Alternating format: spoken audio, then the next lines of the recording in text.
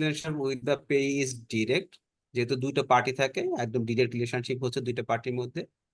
R drawer has immediate relation with the acceptor. So এখানে যেহেতু তিনটা পার্টি থাকে, সো ড্র করতেছে ড্রয়ের সাথে যে বিলটা একসেপ্ট করতেছে একদম সাথে সাথে ইমিডিয়েটলি, তার সাথে হচ্ছে ইমিডিয়েট রিলেশনশিপ থাকে। ঠিক আছে। Notice the no notice of dishonour is required. আমার প্রমিসরি নোটের ক্ষেত্রে কোনো নোটিস দরকার পড়ে না। In case of non acceptance আর non payment, notice must be given to all the parties. So এখানে যদি আহ, যদি নন অ্যাকসেপ্টেন্স আর নন পেমেন্ট থাকে তাহলে অবশ্যই আমার নোটিস দিতে হবে। এখানে নন ইন্ডিউস নিডস কেন দরকার? কারণ সে তো প্রমিস করতেছে প্রমিসরি নোটের ক্ষেত্রে, এবং দুইটা পার্টি, সেখানে আমার নোটিস করার কোনো প্রয়োজন নাই। এটা হচ্ছে বিল অফ এক্সচেঞ্জ আর প্রমিসরি নোটের মধ্যে পার্থক্য। আমি একটু চাই identify the distance between bill of exchange আর চেক। আমরা চেকটা তো জানি। বিল অফ এক্সচেঞ্জ এর মধ্যে ড্রয়াল কি? The bill of exchange may be drawn to any person including a bank. So bill of এক্সচেঞ্জটা কি করা হচ্ছে, ড্র করা যায় যে কোনো ব্যক্তির সাথে, কিন্তু আমি বিল অফ এক্সচেঞ্জে মানে ড্রয়ার রিলেশনশিপ হতে পারে আমার, হ্যাঁ। আর চেকটা কি? Cheque may be drawn only upon a bank. আমার কি হয়, চেকের ক্লিয়ারেন্স বা চেকের পেমেন্ট শুধুমাত্র ব্যাংকের থেকে হতে। আর এখানে ড্রয়ালটা হতে পারে ব্যাংকও হতে পারে, ব্যাংকও পেমেন্ট করতে পারে, বা যে কেউ আপনার অ্যাসুরেন্স দিতে পারে যে আমি পেমেন্টটা করব বিল অফ এক্সচেঞ্জের ক্ষেত্রে। আমি ব্যাংকের উদাহরণ দিলাম, কিন্তু ব্যাংক বাদে নন ব্যাংকও হতে পারে। Acceptance in general bill of exchange require acceptance. আর চেকের ক্ষেত্রে কি, আমি যা শুধু সাইন করে দিলেই হয়ে যাবে, এখানে কোনো একসেপ্টেন্স এটা কোনো দরকার পড়ে না। Payment, there is a grace time of 3 days after maturity of the bill to make payment. আমরা যারা ব্যাংকে দেখেন, আপনার 3 ওয়ার্কিং ডেজ এর মধ্যে কিন্তু যখন ম্যাচুরিটি হচ্ছে, ব্যাংকিং প্রসেসের জন্য 3 ওয়ার্কিং ডে এর মধ্যে একটা পেমেন্টের একটা টাইম থাকে আর কি, গ্রেস পিরিয়ড থাকে। আর চেকের ক্ষেত্রে হচ্ছে অন ডিমান্ড, যখনই প্লেস করবে সাথে সাথে আপনার পেমেন্ট করে দিতে হবে। কারণ আপনি এখন যে ব্যাংকে যাবেন, ব্যাংক আপনাকে চেক করে দেখবে সব সিগনেচার নেওয়া ঠিক আছে কিনা, অ্যাকাউন্টে টাকা আছে কিনা, সাথে সাথে আপনাকে কনফার্মেশন করে পেমেন্ট করে দিবে। সো এখানে কোনো গ্রেস পিরিয়ডের কোনো আহ, কারণ নাই আর কি। Discharge of liability. The drawer is discharged from liability if the bill is not presented to the acceptor for payment at the material. So drawer আমি বললাম যে বিল অফ এক্সচেঞ্জের ক্ষেত্রে যে ড্র করতেছে পেই করবে কি? ড্রয়ে পেমেন্ট করবে। কিন্তু ড্রয়ে যদি কোনো কারণে পেমেন্ট না করে, তাহলে কিন্তু যদি ট্রান্সফারেবল হয়ে থাকে, ড্রয়ার ইজ অলসো লাইবল। ঠিক আছে। আর এখানে drawer is discharge from liability only if he suffers damage owing to delay in presentation the cheque for payment. যদি ড্রয়ার তখনই লাইবিলিটি থেকে ডিসচার্জ হবে যদি মাত্র সে কি হয়, যে 6 মাস পরে, বা যেটা আমার চেকের যে ডেট থাকে 6 মাস, 6 মাস পরে যদি পেমেন্ট যদি প্রেজেন্ট না করে, তাহলে সে এখান থেকে লাইবিলিটি থেকে মুক্তি পাবে। আর নোটিস অফ ডিসঅনার, এখানে হচ্ছে এক্সেপ্ট ইন সার্টেন কেসে notice of dishonour is necessary. যদি কোনো ডিসঅনার হয়ে থাকে, নোটিস করা থাকে, ইফ ব্যাংকস টু, আর চেকের ক্ষেত্রে বলছে if bank fails to pay no notice to drawer is necessary to make his liability to. So এখানে if bank fails to pay no notice to drawer is necessary to make him liable to for to compensate. So bank কিন্তু সাধারণত notice করে না, হ্যাঁ, যদি আর crossing, no provision of crossing, আমরা চেকে জানি ক্রসিং করা যায়। কাউন্টার ব্যান্ডিং এর কথা বলতেছে। এখানে কি আমরা জানি যে হচ্ছে যে payment can be countermanding মাসে রহিত করা, হ্যাঁ। আমরা যেমন চেকটা যদি হারিয়ে যায়, হ্যাঁ, বা কোনো একটা কারণে কিন্তু আমরা স্টপ পেমেন্ট করতে পারি, সেই ক্ষেত্রে বিল অফ এক্সচেঞ্জের ক্ষেত্রে স্টপ পেমেন্ট করার কোনো সুযোগ নেই। চেকের ক্ষেত্রে কিন্তু এই cheque may be counted by the drawer for payment, আমরা ব্যাংকে কিন্তু স্টপ পেমেন্ট গুলো করতে পারি। আর রিকোয়ারমেন্ট অফ স্টাম্প, সেটা হচ্ছে যে আপনার বিল অফ এক্সচেঞ্জে অবশ্যই স্টাম্প দিতে হবে, স্টাম্প ম্যান্ডেটরি, কিন্তু চেকের ক্ষেত্রে এই ধরনের কোনো কন্ডিশন নাই। স্যার, জি বলেন। এই যে ডিসচার্জ অফ লাইবিলিটি, ওই যে যখন বলতেছেন যখন ট্রান্সফারেবল যদি হয় ওই যে এটা হুম হুম ইনস্ট্রুমেন্টটা, হুম মানে যে ক্ষেত্রে যে বিলটা আমরা পারচেস করি, অনেক সময় অনেক সময় ফরেন বিল আমরা পারচেস করি, সেই ক্ষেত্রে ওই ড্রয়ার তখন লাইবল হবে যদি এটা পেমেন্ট না হয়, ড্রয়ার যদি পেমেন্ট না করে, রাইট তাই না right sir? Right right. So আপনি ডিসকাউন্টিং যদি করেন, হুম। ডিসকাউন্টিং করে না ব্যাংক, তখন হচ্ছে জি জি। তখন ড্রয়ার কিন্তু লাইবেল হবে, কারণ সে তো পেমেন্ট করে ফেলছে অলরেডি, হুম। ঠিক আছে। ড্রয়টা পেমেন্ট করে ফেলছে। সো ব্যাংক ইদেস তখন কি হবে, ড্রয়ার হচ্ছে লাইবেল হয়ে যাবে ডিসকাউন্টিং করে ফেললে। হুম। ডিফাইন হোয়াট, যেমন এখানে এসে drawer, draw in case of need acceptor accept, এগুলো একটু পড়ে নিন, আমি আর এদিকে যাচ্ছি না।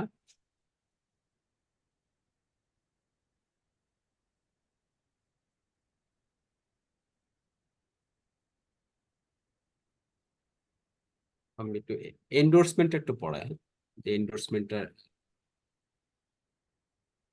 when the maker or holder of a negotiable instrument signs the same otherwise than as such maker for the purpose of negotiation on the back or face thereof sir, on a slip, জি বলেন। Sir এখানে ওই যে আমাদের holder, holder in due course, payment in due course, sir এগুলো মানে একটু একটু ইয়ে করলে মানে আমরা উপকৃত হতাম স্যার। আচ্ছা হোল্ডার, এখানে হোল্ডার ইন ডিউ কোর্স এবং payment in due course. Sir অ্যাকসেপ্টেন্সটা স্যার একটু, কোন জায়গাটা? অ্যাকসেপ্টেন্সটা একটু বুঝে। স্যার এখানে পরের পাতায়, পরের পাতায় sir. Holder, section section 9 sir, section 8 হোল্ডারটা কি 1। বলবো, হোল্ডারটা পড়াবো? যে holder, holder in due course এবং পেমেন্ট ইন ডিউ কোর্স। আচ্ছা আচ্ছা। সো হোল্ডার হচ্ছে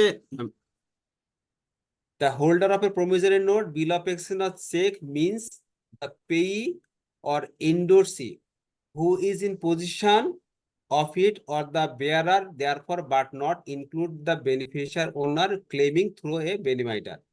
So ওরা বলছে হোল্ডার বলতে কি বলছে, যে প্রমিসারি নোট আর বিল অফ এক্সচেঞ্জ আর চেক, ঠিক আছে, যে পজিশন করবে, যার কাছে থাকবে, সেই হবে এই বিল অফ এক্সচেঞ্জ, প্রমিসারি নোট বা চেকের ক্ষেত্রে সে হবে holder. Who is in a position of it, যার কাছে থাকবে, অথবা দ্য বেয়ারার দেয়ার অফ, যদি বেয়ারার হতে পারে, বেয়ারকে যদি ট্রান্সফার করে দেয়, সেও কিন্তু হোল্ডার হবে।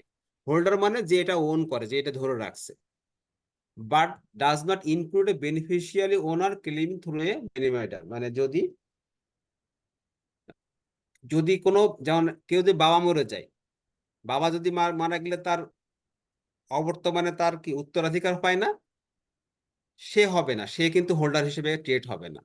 So normally in due course of অ্যাকশনে যদি আমি কাকে ট্রান্সফার করি, পজিশনটা ট্রান্সফার করি, তাহলে সে হবে বেয়ারার, অথবা বেয়ারার যে হবে। So bill of promissory note, bill of exchange or cheques, যে পজিশনটা হোল্ড করবে সে হবে আমার হোল্ডার।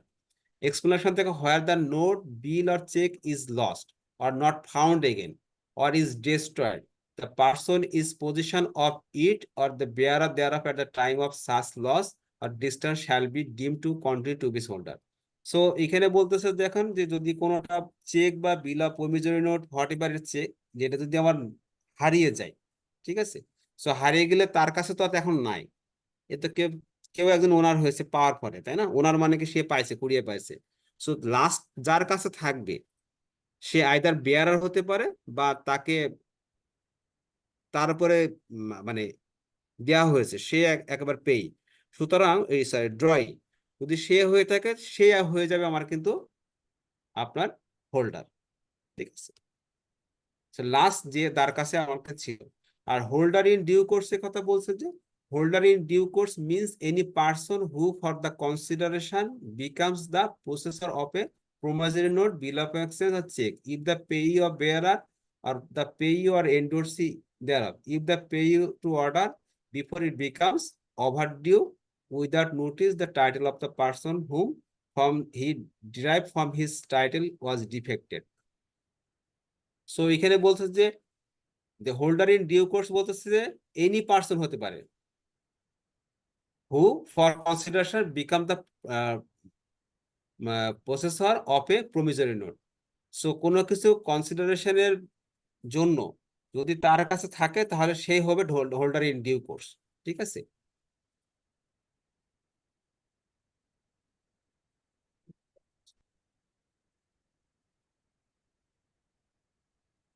তারপরে বলতেছে যে হচ্ছে যে if payee to bearer payable to bearer or payee or endorsee দেয়ার।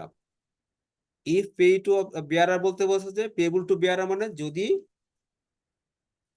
যে বহন করে, মানে আমি তো এন্ডোর্স করলাম, হ্যাঁ, সো এন্ডোর্স করলাম মানে এটা ট্রান্সফারেবল, যে এটা হোল্ড করে থাকবে সেই হবে হচ্ছে হোল্ডার ইন ডিউ কোর্স এক্ষেত্রে।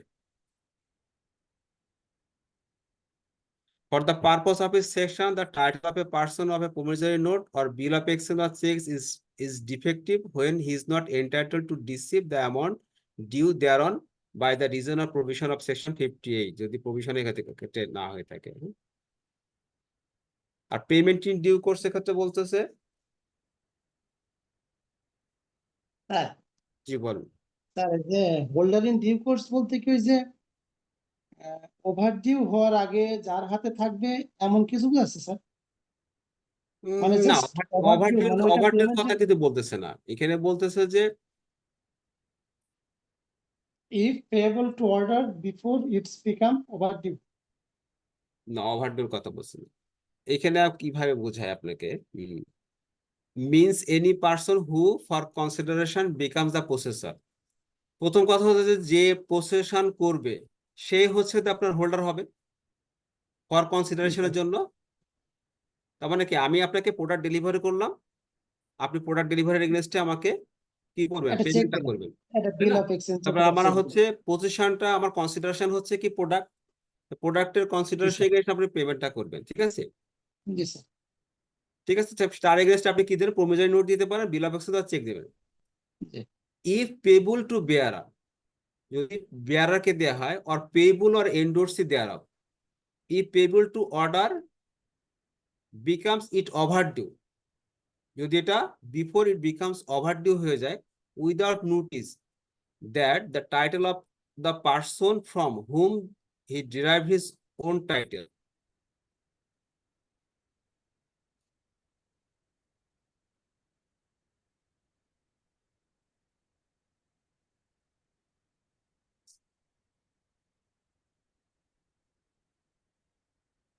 The title of the person.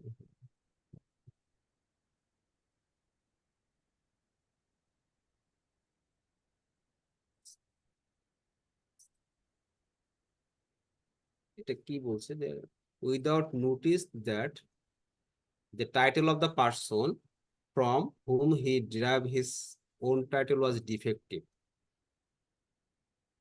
আচ্ছা, এখানে যেটা বলতেছে আমার কাছে মনে হচ্ছে যে সে পাইছে, সে পেয়েছে, আপনার ওনারশিপটা পেয়েছে, হোল্ড করছে, কিন্তু সে যখন হোল্ড করতেছে তখন তার আগে হচ্ছে এই যে ডিউরেশন যে টাইমটা আছে, এটা মধ্যে আমরা তো সবকিছুতে একটা মেয়াদ থাকবে, তাই না? আমার প্রমিসরি নোট হতে পারে বা বিল অফ এক্সচেঞ্জ হতে পারে বা চেক হতে পারে। চেকের ক্ষেত্রে ধরুন 6 মাস, বিল অফ এক্সচেঞ্জ বললে আপনার 3 মাস বা প্রমিসরি দিলে যা হতে পারে। সো সে হোল্ড করতেছে, সে যখন ব্যাংকে প্লেস করো তার আগেই কিন্তু ইট বিকামস ওভারডিউ। যদি এরকম কোনো কিছু থাকে তাহলে আমাকে বলতেছে যে হোল্ডার ইন ডিউ কোর্স। আচ্ছা, এটা একটা রিয়েল এক্সাম্পল আমি আপনাকে পরে আবার বলবো না, হ্যাঁ, একটু আমি চিন্তা করি।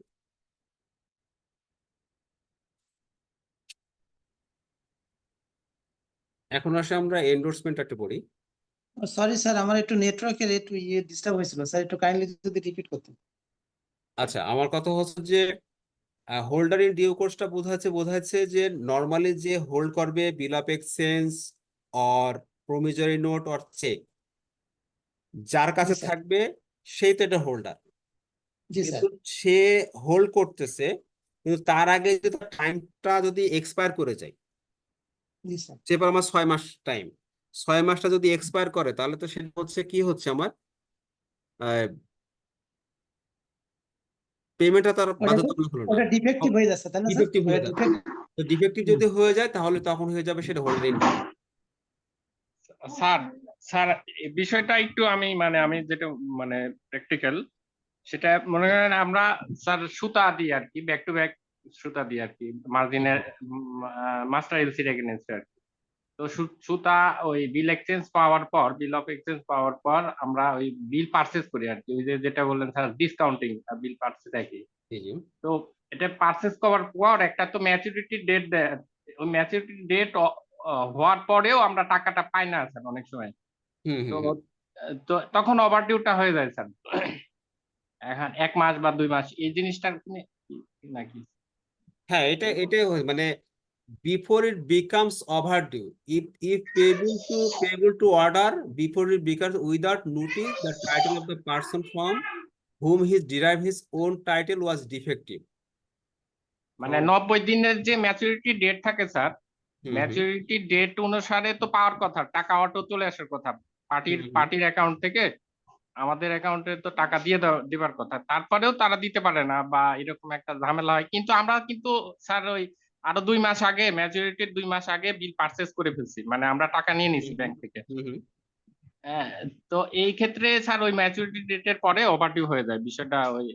হ্যাঁ, তখন হচ্ছে উম, এই যে আমার টাইমটা এক্সপায়ার করার পরও আমার আমার যে আহ, আমি এখন হোল্ডিংটা একটা পাচ্ছি, এটাই হচ্ছে holder in due course. So আমার কিন্তু টাইম এক্সপায়ার হয়ে গেছে। ওই যে আপনি কি হচ্ছে 6 মাস পার হয় বা 3 মাস পার হয়ে যাওয়ার পরেও কিন্তু আপনি হ্যাঁ, হ্যাঁ। আহ, মানে আপনার পাওনাটা কিন্তু এখনো কিন্তু বলবৎ আছে, আপনি কিন্তু এখনো টাকাটা পেয়ে যান নাই।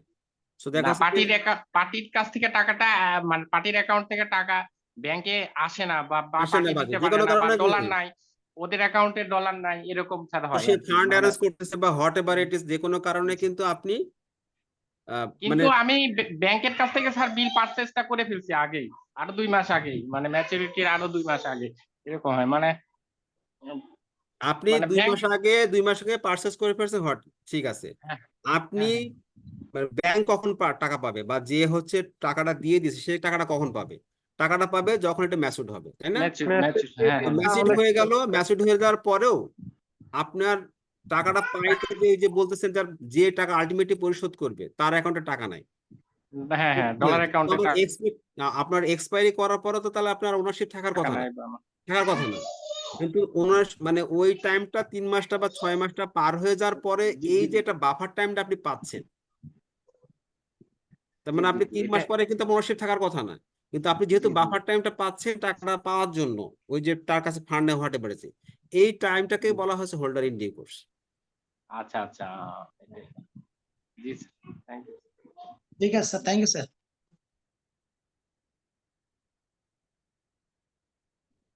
তো তারপরে আমরা এন্ডোর্সমেন্টটা একটু যাই, এন্ডোর্সমেন্টটা করি। When the maker or holder of a negotiable instrument signs the same otherwise than as such maker for the purpose of negotiation on the back or face thereof or on a slip of paper annexed thereto or signed for the same purpose as stamped paper intended to be completed as a negotiable instrument is said to endorse the same and called the endorser.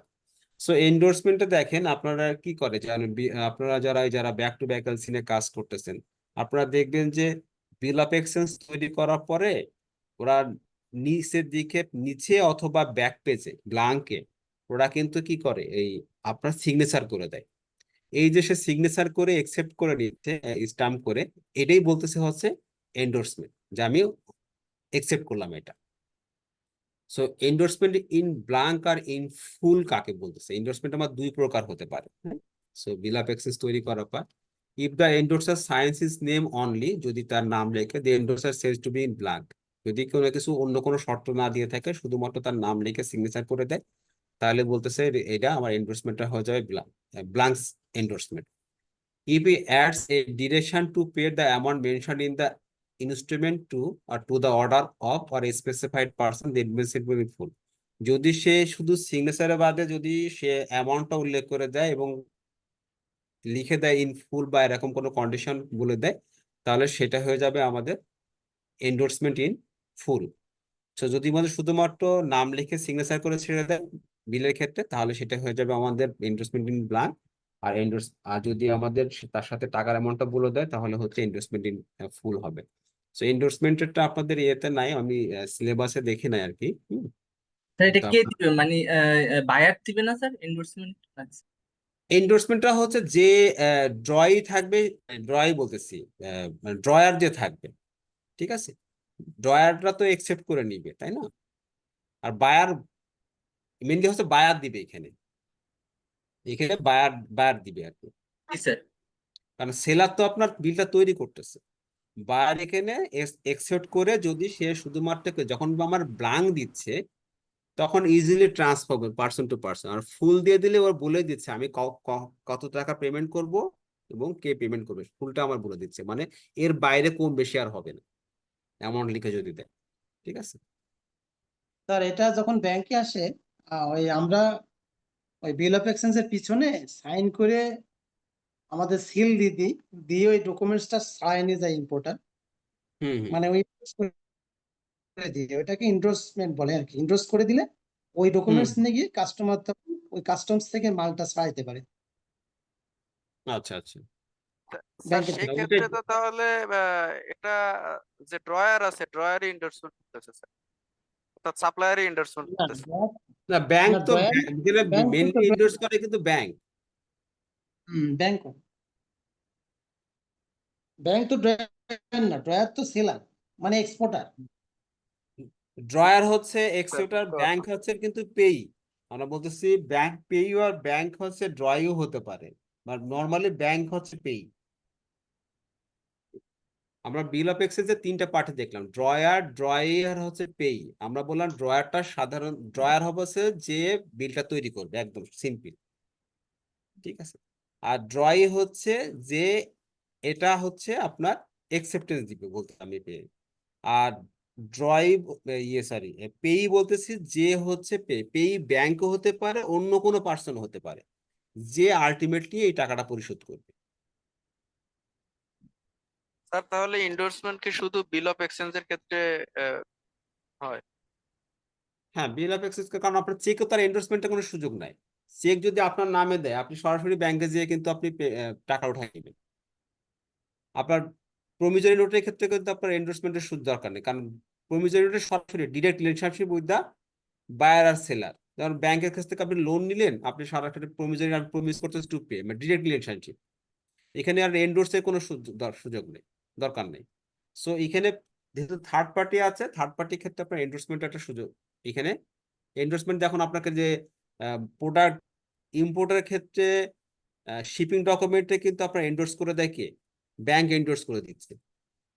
Endorse করে দেন না bank? জি sir. আপনারা তো endorse করে দেন। Endorse করে জি দিয়ে sir, মানে অর্থ কি? যে এটা ইন্ডোর্স মানে মানে অনুমোদন করে দেয় স্যার, ওই যে অনুমোদন করে অনুমোদন দিলেন, করে। তাই না? আপনার ওই অনুমোদন নেওয়ার পরেই তা ওই ডকুমেন্টস নাকি কাস্টম থেকে মাল ছাড়াইতে পারে। ছাড়বেন, আপনি এই অনুমোদন না দিলে কিন্তু আপনার কাস্টম থেকে মাল ছাড়বে না। ওখানে দেখে ব্যাংকের সিল ছাপ্পর সবকিছু আছে কিনা। ওই অনুমোদনটা এবং কখন দেয়? টালি করে স্যার, শুধু দেখে অনুমোদন, না, টালি করে আবার ফোন আমাদের কাছে ভেরিফিকেশন করে অনেক সময়। ওই অনুমোদনটা ভেরিফিকেশন করে। কখন দেয়? অনুমোদনটা তখনই মানে দিচ্ছে যখন টার্মস অফ দা পেমেন্ট আপনার কাছ থেকে পেমেন্টটা বুঝে পাচ্ছে। যদি এক সাইড জি এলসি হয় তাহলে দেখবে যে আপনার অ্যাকাউন্টে টাকা আছে কিনা, টাকা কেটে রাখবে, কেটে রাখার পরে কিন্তু আপনাকে ওই অনুমোদনটা দিবে, জি জি জি, তাই না? সো হুম। ওই অ্যাসুরেন্সটা পাওয়ার পরে কিন্তু সে অনুমোদনটা দিচ্ছে, তার আগে কিন্তু স্যার আপনাকে ওই দিবে যে, না। স্যার চেকের ক্ষেত্রে যদি পেই চেক হয়, মানে অ্যাকাউন্ট পেই চেক হয়, হুম হুম মানে অনেক সময় আমরা ক্লিয়ারিং এ চেক এক ব্যাংক থেকে আরেক ব্যাংকে যে ক্লিয়ারিং এর মাধ্যমে টাকাটা নিয়ে আসি, হুম হুম সেক্ষেত্রে অনেক সময় ইনভেস্টমেন্টের প্রয়োজন হতে পারে। হতে পারে, হতে পারে। নর্মালি হয় না, নর্মালি যদি বেয়ারার চেক হয় তাহলে কিরকম লাগে হয় না। এটা, এখানে কি রকম ইনভেস্টমেন্ট হয়? এখানে স্যার আমার কাছে মনে করেন স্যার আপনি একটা চেক দিলেন হুম হুম আপনার অ্যাকাউন্টে কালেকশনের জন্য, কালেকশন পারপাসে আপনি, আমি অ্যাজ ফর এক্সাম্পল আমি বিসিবিএল এ চাকরি করি, আপনি ইসলামী ব্যাংকের একটা চেক দিলেন হুম হুম 1,00,000 টাকা আপনার এখানে অ্যাকাউন্টে কালেকশনের জন্য। তখন এই আচ্ছা। চেকটা আমাকে যখন দিবেন ওটা হচ্ছে একটা ক্রসিং দেওয়া হয়, মানে ওই ওটা হচ্ছে অ্যাকাউন্ট পেই চেক, ওইটা আপনার হুম অ্যাকাউন্টে হুম এটা কালেকশন হয়ে জমা হবে। হুম হুম যখন আমাদের কাছে দিলেন তখন আমরা এটা সিল মারি, সিল মেরে এটা হচ্ছে আমাদের সিল মারা মানে এই প্রপার্টিটা তখন আমাদের হয়েছে, ওনারশিপটা আমরা হোল্ড করি। ওকে এরপরে যখন কালেকশনে পাঠাই, আগে তো কালেকশন হতো স্যার এলবিসি বলতো, লোকাল কালেকশন, লোকাল মানে ওই হ্যান্ড টু হ্যান্ড কালেকশন হতো। এখন তো অনেক আধুনিক, এখন ব্যাচের তো মাধ্যমে হ্যাঁ মেশিনে দিলে ওটা আপনার কালেকশন হয়ে আসে। মেশিনে ক্লিয়ারিং যখন হয়ে যায়, দিই বাংলা তখন ব্যাংকের আবার মাধ্যমে ক্লিয়ারিং করে ফেলতেছেন। ক্লিয়ারিং করে ফেলি, তখন ইনভেস্টমেন্টটা ইয়ে করা হয়, অনুমোদন আচ্ছা করে নেওয়া হয়। অথবা যদি আমি কালেকশন করতে চাই তখন ইনভেস্টমেন্টের প্রয়োজন হয়, যদি হাতে হাতে আমি কাছাকাছি শাখা হয় তখন এটা আচ্ছা আচ্ছা ইনভেস্টমেন্টের প্রয়োজন হতে পারে। আচ্ছা আচ্ছা। না এটা আমার খুব একটা আইডিয়া নাই, যেহেতু আমি ব্যাংকে জব করি নাই। আপনারা ব্যাংকে জব করেন তো আপনাদের এই বিষয়ে বেশ ভালো আইডিয়া আছে আর কি, প্র্যাকটিক্যাল ইয়ে আছে। Thank you sir. আচ্ছা, এখানে আমরা এখন যেটা পড়বো হচ্ছে identify the capacity of parties to a negotiable instrument. আমাদের নেগোশিয়েবল ইনস্ট্রুমেন্টের ক্ষেত্রে কার কেমন ক্যাপাসিটি থাকবে, মানে কতটুকু পাওয়ার থাকবে। তো এখানে কয়েকটা ইয়ে বলছে যে যদি the capacity of a person to draw, make or accept or endorse a bill of exchange or promissory note is coexistence with the capacity to enter into a contract. Any person the age of maturity or who is sound mind or is disqualified from contracting by or any law to which he is subject to a competent to contract. So বলতেছে যে কেউ এখানে মানে negotiable ইনস্ট্রুমেন্টের party কে কে হতে পারে, যে কেউ হতে পারবে যদি ওই যে আমরা বলছি কন্ট্রাক্ট যারা করতে পারে, অর্থাৎ আপনার 18 বছর পূর্ণ হতে হবে। তারপরে আপনার সাউন্ড মাইন্ড হতে হবে, সে পাগল হলে হবে না, হ্যাঁ। এজ অফ ম্যাচুরিটি মানে 18 বছর, সাউন্ড মাইন্ড হতে হবে। আর সে কোনো ল দ্বারা ডিসকোয়ালিফাইড হতে পারবে। ল দ্বারা ডিসকোয়ালিফাইড বলতে যদি সে ব্যাংক্রাপ্টসি হয়ে গেল তাহলে কি হলো, সে কিন্তু আবার এই নেগোশিয়েবল ইনস্ট্রুমেন্টে পার্টি হতে পারবে না। ঠিক আছে। সো এখানে বলছে যে মাইনরের কথা বলছে, a contract with minor is void and he is not liable under contract as well. So মাইনরের ক্ষেত্রে বলতেছে যে যেহেতু মাইনরের সাথে কন্ট্রাক্টটা হচ্ছে ভ্যালিড, কারণ ভ্যালিড কন্ট্রাক্টটা হতে পারবে শুধুমাত্র যদি তার প্রাপ্তবয়স্ক হয় আর কি, হ্যাঁ, এজ অফ ম্যাচুরিটি হয়, তাহলে কিন্তু সে একটা কন্ট্রাক্টে সাইন করতে পারবেন বা কন্ট্রাক্টে যেতে পারবে। যেহেতু মাইনরের সাথে কন্ট্রাক্ট ভয়েড, তো সে কিন্তু এটা পার্টি হতে পারবে না। And he is not liable under the contract as well. He can set up his incapacity with even against a holder in due course. ঠিক আছে। সো তার মানে সে ইনক্যাপাসিটি শো করতে পারে, হ্যাঁ, even against a holder in due course. Holder in due course কি হচ্ছে, যে সেফার হচ্ছে যে ওই তার বাবা মরে গেলে সে তার মালিক হচ্ছে। ঠিক আছে। সেরকম যদি কোনো কিছু হয় তাহলে এখানে হচ্ছে সে হোল্ডার ইন ডিউ কোর্সে কিন্তু হতে পারে, অথবা আমরা যখন যে এক্সাম্পলটা দিলাম তখন হতে পারে। But a minor can be a promisee and therefore an instrument can be drawn or made in favour of a payee. But a minor can be a promisee মানে মাইনর কিন্তু প্রোমাইজ করতে পারে। কেমন হতে পারে, যদি এই যে বললাম যে যদি তার বাবা মারা যায় বা যদি এমন একটা সিচুয়েশন হলো যে কারণে তাকে পেমেন্ট করা দরকার হতে পারে, সে উত্তরাধিকার হলো, তাহলে সে কিন্তু আপনার এখানে প্রোমাইজ করতে পারবে। A minor can draw a cheque provided he has fund with the bank where an instrument is signed by the minor and a major jointly. The minor is not liable but the major is. বলছে check অবশ্যই minor check, আমরা যে এখন দেখেন মাইনরদের কিন্তু এখন কিন্তু bank account হচ্ছে না, স্কুলের বাচ্চাদেরকে এখন ব্যাংক অ্যাকাউন্ট দিচ্ছেন না, যারা ব্যাংকে জব করেন। ডাচ বাংলা জি প্রচুর স্যার। কিন্তু স্কুলের বাচ্চাদেরকে ব্যাংক অ্যাকাউন্ট ওপেন করছে জি স্কুলের স্যার, ওদের আইডি কার্ড দিয়ে, জয়েন্ট অ্যাকাউন্ট হয় স্যার, সেক্ষেত্রে joint joint account, account. Joint অ্যাকাউন্টে। সো কি হচ্ছে, মায়ের কিন্তু চেক দিতে পারে যদি তার ব্যাংকে টাকা থাকে, পর্যাপ্ত টাকা থাকলে সে কিন্তু দিয়ে দিচ্ছে। বাট যখন হচ্ছে জয়েন্টলি হচ্ছে তখন ল বলতেছে যে minor is not liable but the major is. Minor হচ্ছে যদি জয়েন্ট, ওই আপনি যে ব্যাংকে চাকরি করেন উনি বলতে পারবেন ভালো, যে যখন জয়েন্ট অ্যাকাউন্ট হচ্ছে যদি কোনো লাইবিলিটি ক্রিয়েট হয় তখন মাইনর কিন্তু লাইবল হবে না, মেজর যে থাকবে হি বিকামস দ্য লাইবল। সো এখানেই দেখেন এই যে জয়েন্ট অ্যাকাউন্টের ক্ষেত্রে লাইবিলিটি ক্রিয়েট হবে সেটা কিন্তু লতে স্পষ্ট করে বলে দিচ্ছি যে আপনি মাইনর একটা ব্যাংক অ্যাকাউন্ট করতে পারবে, সে চেক দিতে পারবে প্রোভাইডেড দ্যাট যদি তার ফান্ডে টাকা থাকে। আর ব্যাংক্রাফটের বলতেছে bankrupt due bankruptcy cannot accept and endorse a bill, কারণ মানে সে হচ্ছে ইন ডিউ করছে কিন্তু সে হচ্ছে আপনার কোনো চেক দিতে পারবে না, এন্ডোর্স করতে পারে না, কোনো কিছু একসেপ্ট করতে পারে না। কারণ হচ্ছে সে আইনের দ্বারা সে হচ্ছে কি হয়েছে, সে নিষেধাজ্ঞা দেওয়া হয়েছে তার উপরে যে সে কোনো বিল একসেপ্ট করতে পারবে না বা কোনো এন্ডোর্স করতে পারবে না এবং কোনো কন্ট্রাক্টের মধ্যে যেতে পারবে না। If he endorses an instrument which is payable to a holder in due course, the latter can recover from all received even the bank except the bankruptcy. যদি সে except the bankrupt, so যদি সে দিয়েও থাকে তখন কি হবে যে ও বাদে অন্যদের কাছ থেকে আমার টাকাটা সে উদ্ধার করতে পারবে, কারণ ব্যাংক্রাফট তো যে হয়ে যাবে সে কিন্তু কোনো কিছু বিল একসেপ্ট বা এন্ডোর্স কোনো কিছুই করতে পারবে না। A bankrupt cannot sue on an instrument as his property vests in the official assignee or receiver. যখন সে ব্যাংক্রাফট হয়ে যাচ্ছে তখন তার কি হয়, তার প্রপার্টির সমস্ত কিছু কার কাছে চলে যায়, অ্যাসাইনি বা রিসিভার নিয়োগ করা হয়। হ্যাঁ, সো রিসিভার কি করে, রিসিভ কার্ড এর কাজ হচ্ছে যে তার কাছে যে যত টাকা পাবে আর সে যার কাছে টাকা পাবে, যে যার কাছে টাকা পাবে তার কাছ থেকে টাকা কালেকশন করার চেষ্টা করবে, বিশেষ করে যে যার কাছে টাকাটা পাবে রিসিভার তার সম্পত্তি যা আছে সেগুলো বিক্রি করে সেগুলো পরিশোধ করে দেবে।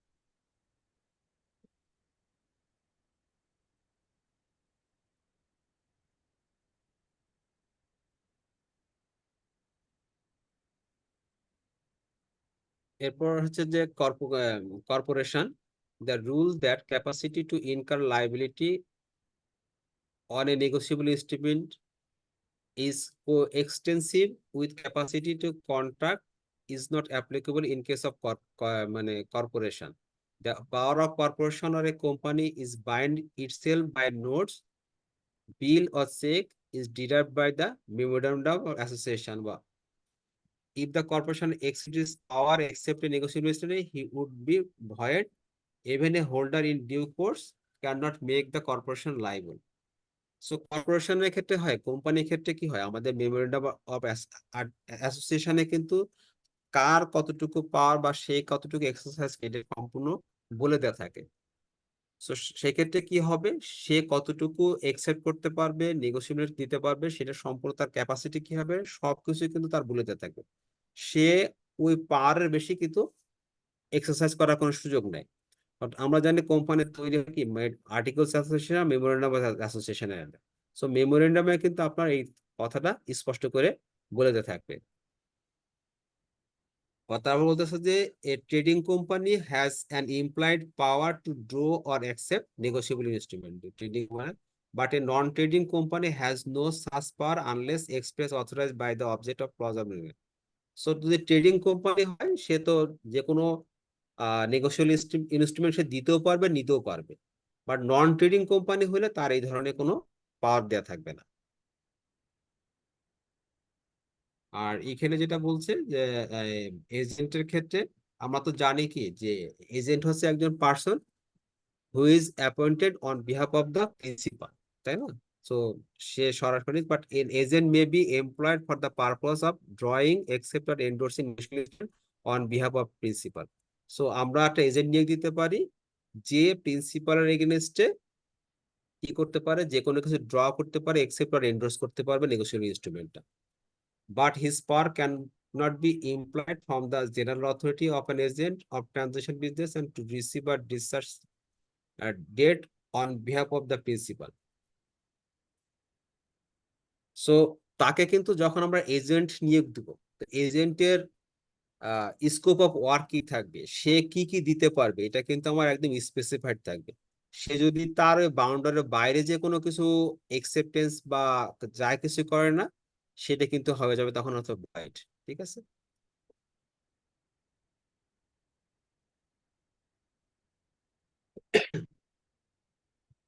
নেক্সট গুলো একটু পড়ে নিয়ে নেক্সট যেটা পড়া হচ্ছে identify the liabilities of parties to a negotiable instrument. Negotiable ইনস্ট্রুমেন্টের যে পার্টি গুলো থাকে তাদের লাইবিলিটি কতটুকু হবে, মানে কার কতটুকু লাইবিলিটি থাকবে। সরি, লাইবিলিটি অফ ড্রয়ার, আমরা আমরা কি বললাম যে বিলটা তৈরি করে বা মেক করে সে হচ্ছে drawer. So liability drawer liability কতটুকু হবে, the drawer of a bill of exchange or check হবে is bound in case of dishonor by the drawee or acceptor thereto to compensate the holder provided due notice to dishonor as has been given to or received by him. So ড্রয়ারের কিন্তু liability থাকবে, কারণ আমরা জানি কি payment করবে কিন্তু ড্রয়ি, তাই না?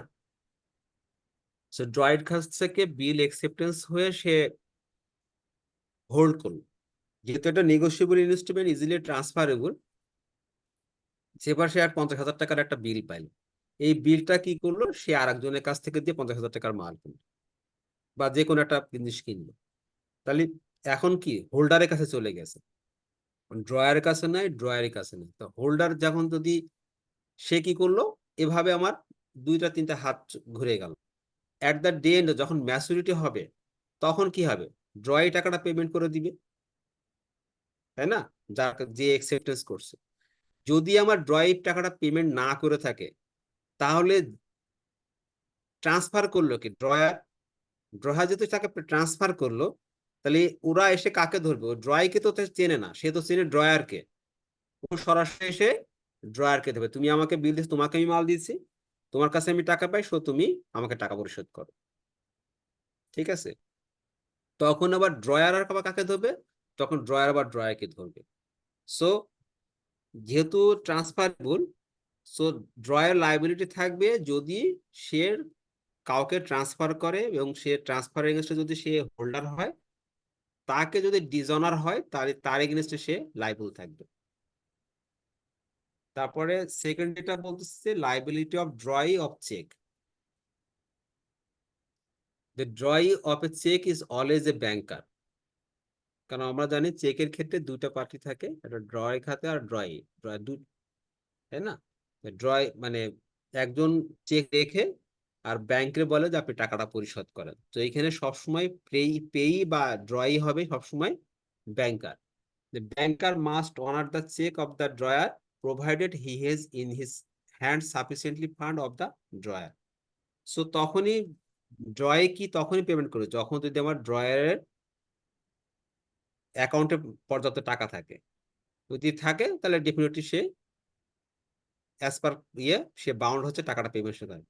If the banker refuses to make payment without sufficient clause being shown, he must compensate the drawer or any loss or damage caused by default.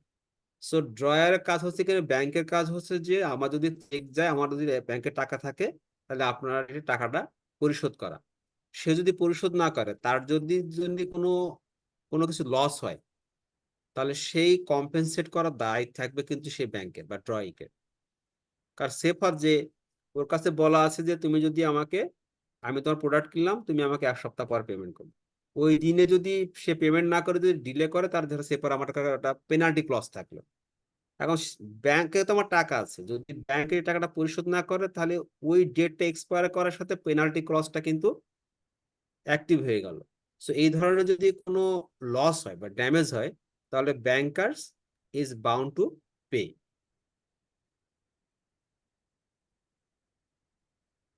তারপরে হচ্ছে liability of a legal representative.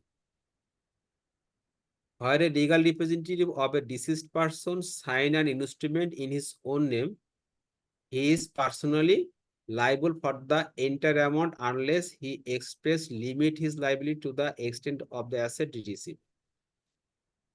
So, সেফার যে একজন তার বাবার কাছে টাকা পাবে, তার বাবা মারা গেছে, তার ছেলে হচ্ছে ওই টাকাটা পরিশোধ করার জন্য কমিটমেন্ট করছে। সো সে যদি ফুল অ্যামাউন্টটা পরিশোধ করার কমিটমেন্ট করে থাকে তাহলে সে শুধুমাত্র ওই অ্যামাউন্টটা পরিশোধ করার জন্যই কিন্তু লাইবল থাকবে। এখন যদি না সে কোনো লিমিট করে দেয়, ভাই আপনি আমার কাছে এত টাকা পাবেন বাট আমি পুরোটা দিতে পারবো না, আমি আপনাকে এত টাকা দিয়ে সেটেল করে দিব, যদি এই ধরনের কোনো সেটেলমেন্ট করে থাকে মানে লিমিট করে দেয় যে আমি এর বেশি করতে পারবো না, তাহলে শুধু ততটুকুই পর্যন্ত সে লাইবল থাকবে। যদি সে এক্সপ্রেসলি লিমিট করে দেয় হিজ লাইবিলিটি, আমার এই পর্যন্তই আমার দায়, আমি এর বেশি করতে পারবো না। তাছাড়া হচ্ছে যদি ডিসিজ পার্সন থাকে তাহলে সে পুরোটাই লাইবল হবে। Liability of maker of notice or acceptor of bill.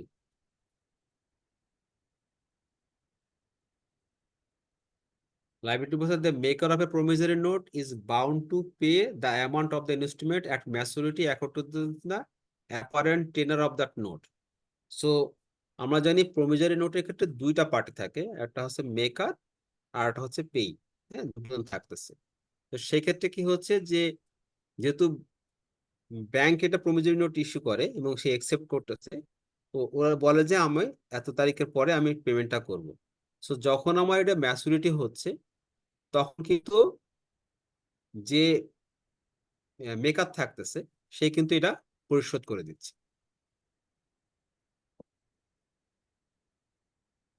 So next হচ্ছে যে liability of endorser. When an endorser endorses or delivers the bill, he undertakes that the bill endorsed by him shall be accepted and paid in accordance with the apparent tenor, and that if it is dishonored, he will compensate the holder or subsequent endorser who is compelled to pay the amount provided due notice of dishonor has been received by him. So কি হচ্ছে এন্ডোর্সার কি হলো, আরেকজনকে payment করলো।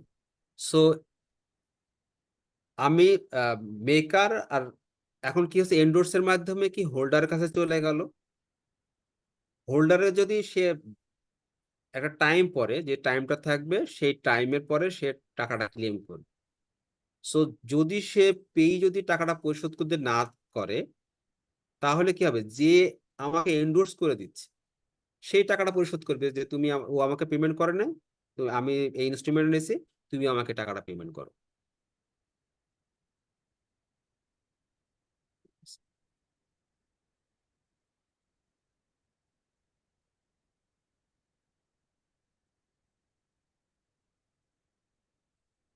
ছয় নম্বর last যেটা বলছে liability of prior parties two holder in due course. So and a negotiation instrument may pass through several hands during the course of its circulation, and so it is necessary to fix the liability of each signatory to the instrument.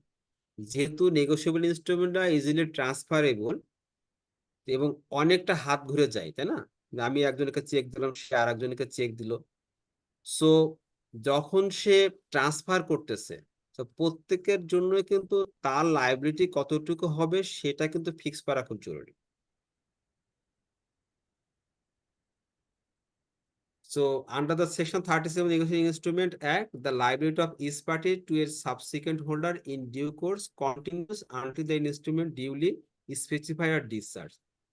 So এখানে কি হচ্ছে যে আমার এই যে কন্টিনিউশনটা হচ্ছে যে আমি ট্রান্সফার করতেছি, এটা ততক্ষণ পর্যন্ত তো চলবে যতক্ষণ না পর্যন্ত এটা ম্যাচুরিটি হচ্ছে। কারণ ম্যাচুরিটি অথবা ডিসচার্জ করে দিচ্ছে, যতক্ষণ না পেমেন্ট করে দিচ্ছে তখন তার ট্রান্সফারেবল কোনো সুযোগ নেই।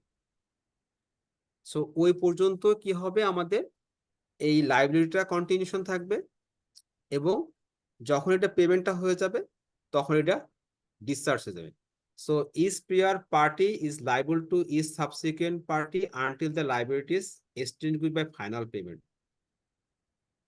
সো প্রত্যেকটা পার্টি যখন দিবে তখন আমার কি হবে, আমি কত টাকা এর জন্য লাইবল থাকবো সেটা আমার মাস্টে থাকবে, এবং এটা যখন আমার ফাইনাল পেমেন্ট হয়ে যাবে তারপরে আর নেগোসিয়েশনে করা বা মানে কি বলে ট্রান্সফার করা কোনো সুযোগ নেই আর কি। তো আমি লাস্ট যেটা ইয়েটা পড়াবো হচ্ছে,